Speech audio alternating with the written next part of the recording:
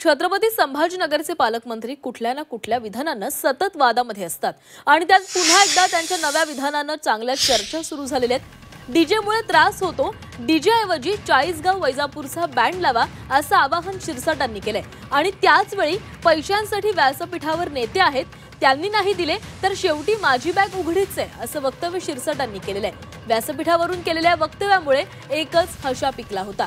मात्र सततच्या विधानानं वादामध्ये अडकलेले शिरसाट थांबायचं काही नाव घेत नाहीत अशी ही चर्चा सुरू झाली आहे। मी सर्व मंडळाच्या अध्यक्षांना विनंती करतो, नका करू, काय करायचं आपल्याला? 40 गावचं बँड मागवा ना, वैजापूरचं मग उधळचं मागवा, पैसे कमी पडले ते सर्व लोक आहेत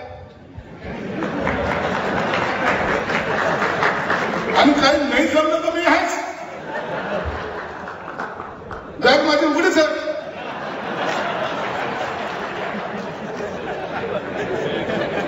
त्याची कधी चिंता करतो का? काय करायची चिंता करतो?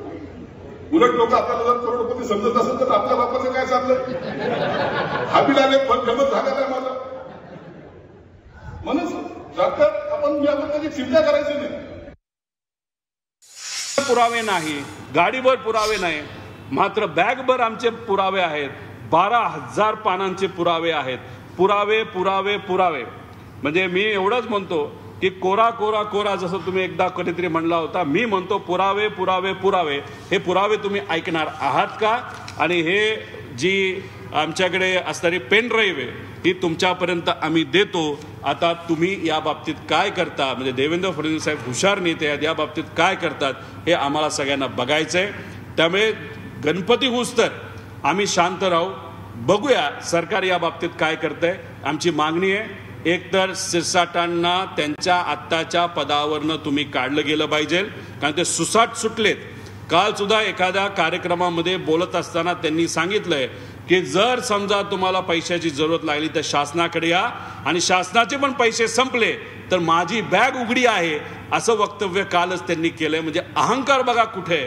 तेच गव्हर्नर जे आता या देशाचे उपराष्ट्रपती बनतील त्यांच्या समोर सुद्धा अशाच लेवलला जाऊन ते तिथं बोलले होते। मग अशा लेवलला जाऊन काम करणारा व्यक्ती जर समाज कल्याण या विभागाचा मंत्री असेल तर त्या विभागामध्ये सुद्धा मोठ्या प्रमाणात तो भ्रष्टाचार करू शकतो। त्यामुळे शिंदे साहेबांना विनंती आहे, तसंच देवेंद्र साहेबांना विनंती आहे, अशा भ्रष्ट माणसाला तुम्ही पदावर ठेवू नका।